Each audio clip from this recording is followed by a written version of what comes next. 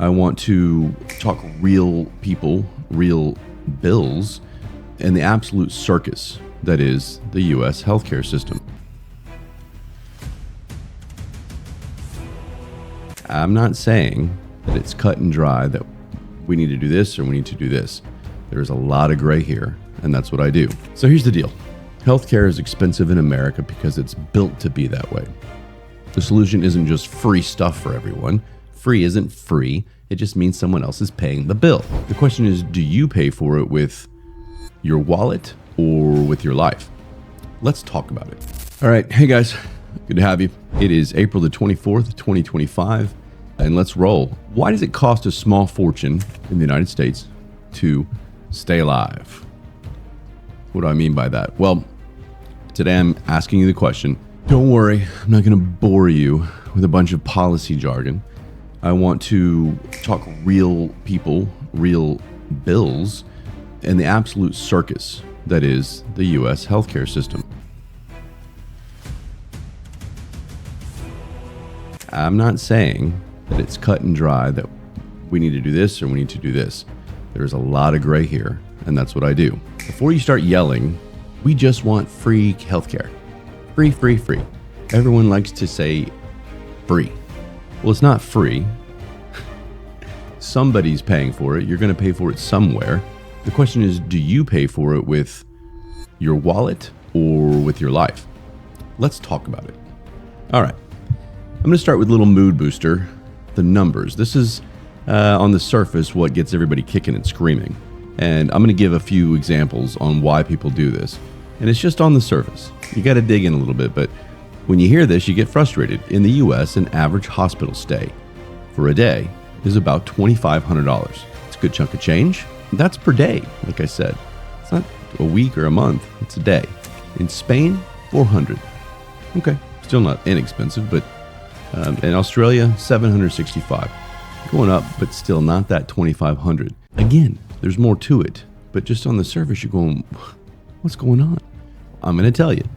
How about another example? You need an MRI, $1,100 here. Netherlands, closer to $350. It's quite a difference. How about ambulance ride? I had one of those once, and the paramedics were honest with me. They were like, are you sure you want? I mean, you could probably get there on your own, and it's quite expensive. And I was like, no, I want to go. Just take me. I don't want to deal with it. And it's about $900 to $3,000, depending on where you are.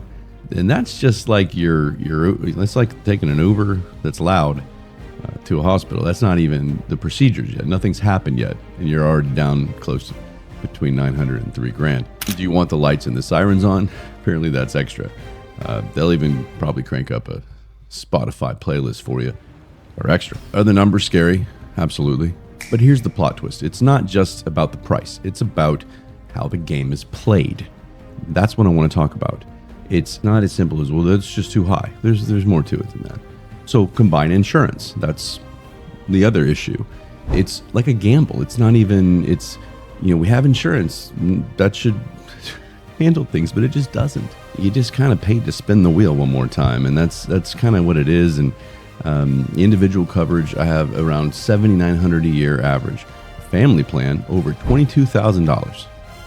And yet 41% of working age adults still struggle with medical bills, even with insurance. There's too much. It makes my head explode when I think about insurance. And I actually have some experience in insurance. I didn't want to give you that detail, but I actually am licensed, not medical, I'm in property and casualty, but I understand how the fine print works. In the medical industry, my goodness. And it doesn't make things any easier. Deductibles, co-pays, out-of-network nonsense, and the magical surprise bills that you receive for what? It feels more like a protection that's just a big gamble, honestly. And who's responsible for this issue? And yes, it's fine print from the insurance company, or is it the fact that medical caregivers can charge like they're selling yachts, not just checkups? It's a big issue. We'll talk about drug prices. This is another big one. This gets political, especially when you're talking about something like insulin, which which is what I'm going to talk about. Insulin is life-saving. It's necessary for many, for millions.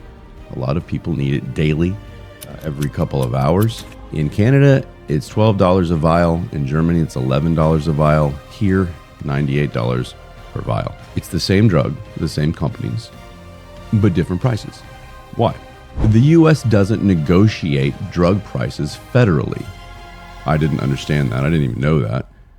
Instead, Big Pharma spends $300 million a year lobbying to Congress to keep it that way. That's something we need to look into. That's not healthcare. That's racketeering with paperwork. But I'll go the opposite way. How about this? I'm going to give you both. How about the opposite? When I lived in the UK, I've used my UK life before in examples. I had to get some medication. I had an anti-anxiety, anti-depression medication, and they call them tablets. I like to make fun of them for that, but it was very, very cheap, and I was just shocked. But what it wasn't was that they still had to be shipped over because the UK didn't really use all these meds. They just didn't. They were like, we don't have that here. How am I supposed to get it for you?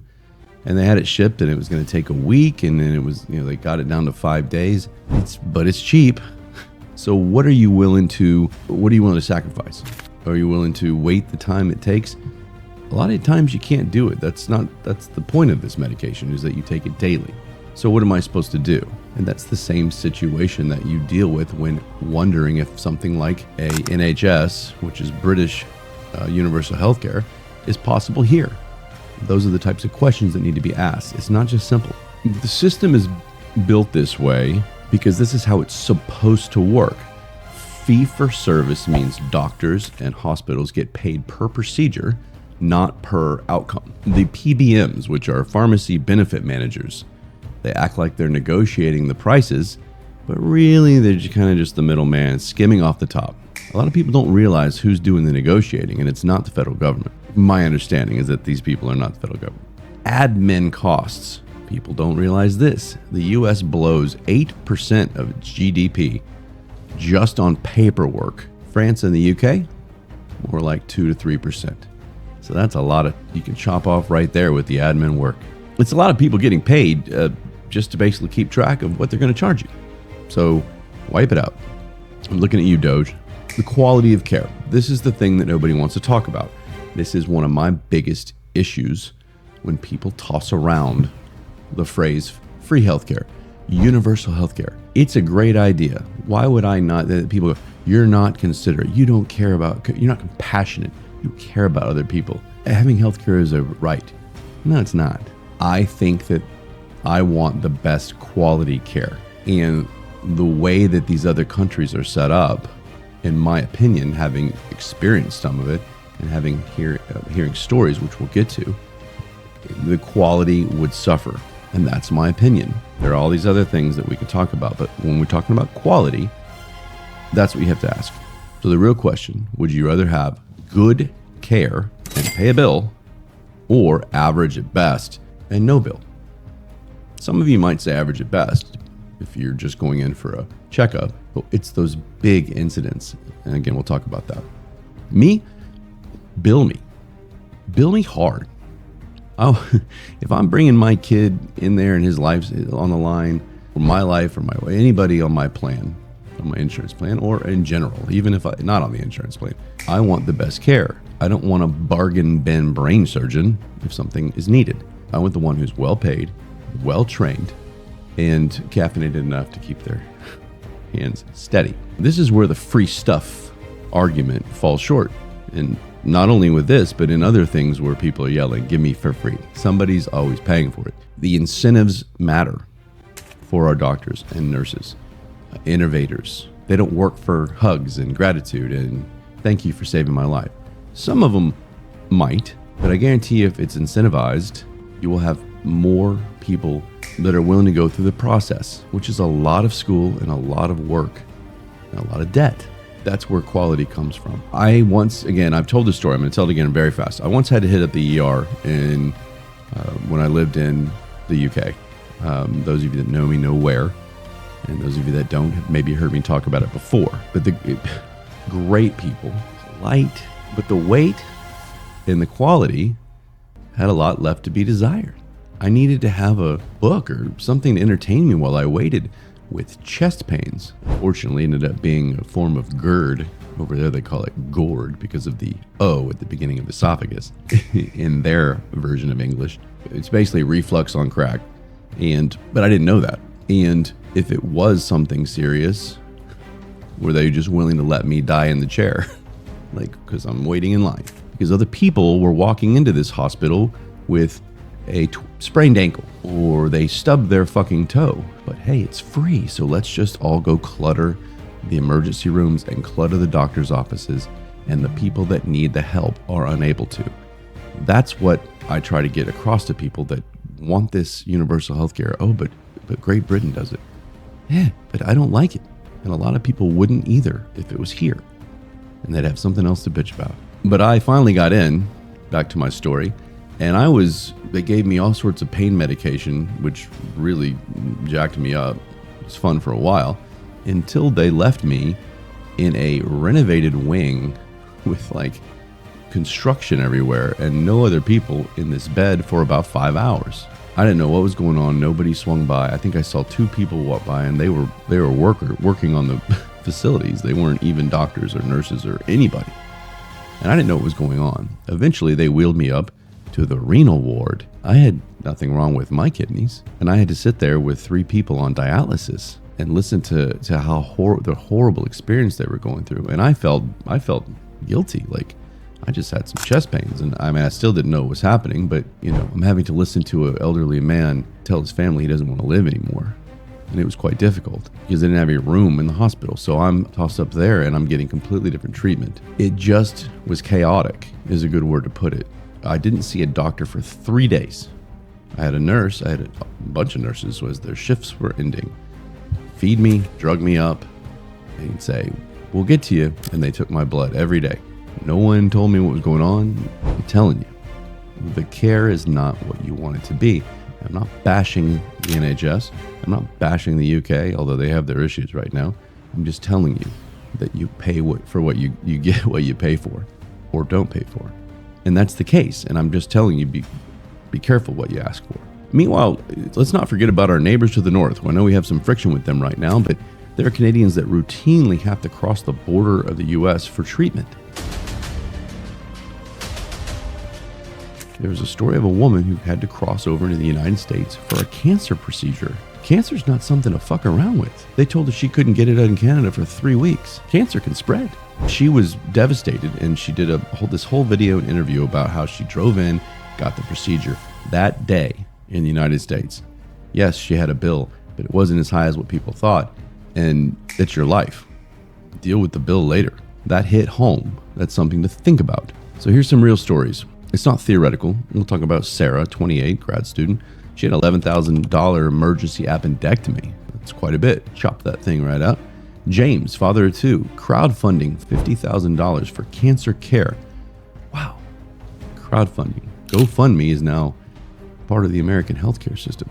And that sucks. So I'm turning the corner here, and I'm telling you that these big, tragic type events, things that happen in your life, that put you in there, and these bills, they can be addressed, but it's not the way that you think it should be, which is this universal healthcare that is mirroring other countries. I keep hearing the other country thing, and it's just, man, I'm giving you both sides. I'm giving you the countries, I'm telling you what they're doing, and I'm telling you why people think it works, but I'm also going to give you the other side, which is kind of where I'm hanging out. There's a family called the Pfeffers, and you probably maybe heard of this, and they're in San Diego. Their toddler was bitten by a rattlesnake, and the final bill was almost $300,000. The antivenom alone was $213,000. Why? Well, let me give you a quick lesson here. The antivenom comes from donor animals, and mostly are horses, and they have to inject them with the snake venom. Sounds like something out of a medieval text, but here we are. And because of that is the reason they're claiming this antivenom costs so much. There's got to be something in that case that helps. That's an extreme case. People aren't rolling into the ERs every day with snake bites and they're going to die. these types of things, if it's going to cost $300,000, we need to do something as a country, as a government. There's got to be a way to help these types of cases.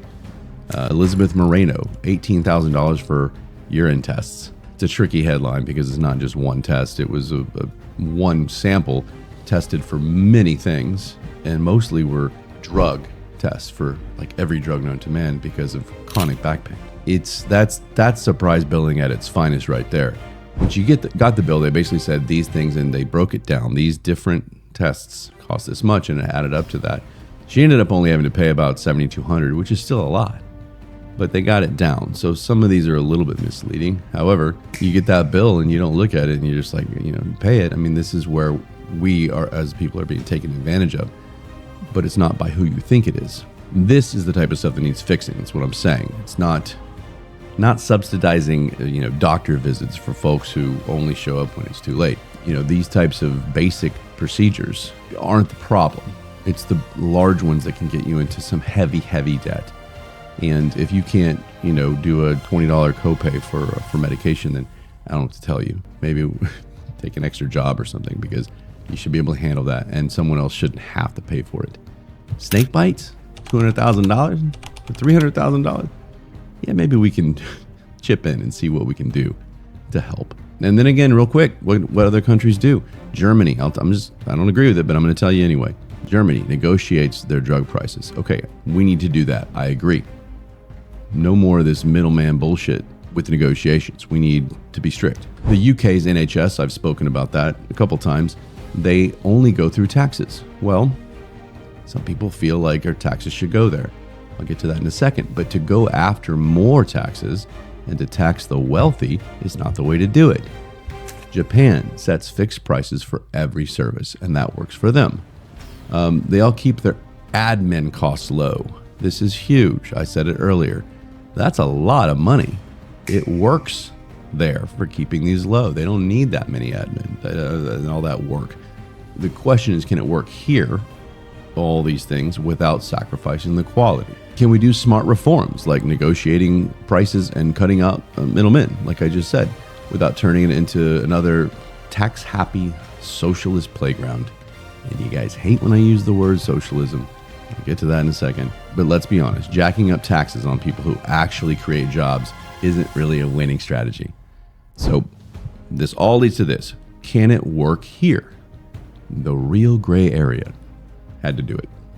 Here's my problem with the entire debate. Anytime you suggest fixing drug prices or cutting administration bloat, someone screams socialism. Okay? I do it. I know people do it consistently. But negotiating the drug prices? That's not socialism. That's common sense. Lowering the admin fees? Common sense. Taxing the wealthy into oblivion to fund it? That is socialism. And it's dumb.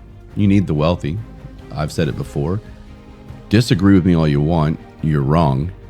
You need innovation. You need people incentivized to build great hospitals, cutting-edge machines, and yes, make a profit. So instead of bankrupting the people who build the system, why not cut the dumb spending elsewhere? What Doge is doing. We don't need to spend $2 million for Moroccan pottery classes. We don't need to spend $300,000 for DEI bird watching initiatives. Try not to laugh.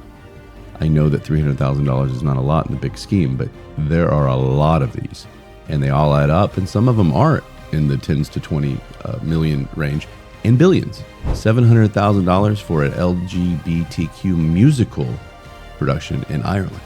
What the fuck is that? What are all these things? Could it be that their code for what's happening in the old government and in the establishment, which is laundering? I can't imagine these are real things, but God, that's what they are. If you take that money and you distribute it the right way without frivolously spending it, perhaps we could put money into something like universal healthcare and do it the right way and still incentivize and not lose the quality. It seems so simple to me. Priorities, people. The CBO says negotiating Medicare drug prices alone could save $456 billion over 10 years. Let's start there. I'm all up for it. So here's the deal. Healthcare is expensive in America because it's built to be that way.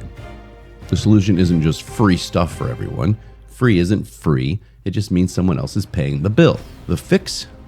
You kill the scammy middlemen, negotiate prices, incentivize the people who actually save the lives, and stop wasting billions on nonsense. It seems simple. Why haven't the people in charge figured it out yet? I'm available if you want to consult with me. My hourly fees are fairly low. Thanks for hanging out. This is a topic that I get yelled at a lot for it by a lot of the people screaming for free stuff. They don't like that I've got other ideas that don't involve taxing the hell out of people and having someone else pay for it, which is what screaming for free stuff really is. The other side, a lot of people I don't agree with on that side either, where they say, hey, everyone's responsible for themselves, so, fuck them. It's a little harsh too. There are things here that we can help all of us with, and I think we should do them. If it made you think, if this episode made you think, if it pissed you off, if it, God forbid, made you chuckle a little bit at parts, share it with someone who might be interested in the subject. Again, it's a broad analysis of the U.S. healthcare system, and in my own style. I know there are people that dive into it a lot deeper, but a lot of people don't have time or the interest to dive that deep into it. So hopefully this helped you. Subscribe, leave me reviews, stay questioning, and I hope to continue to give you great content. So love you guys. See you next time. Stay laughing. Stay in the gray. Love you. Fierce word, shadow screams, screams,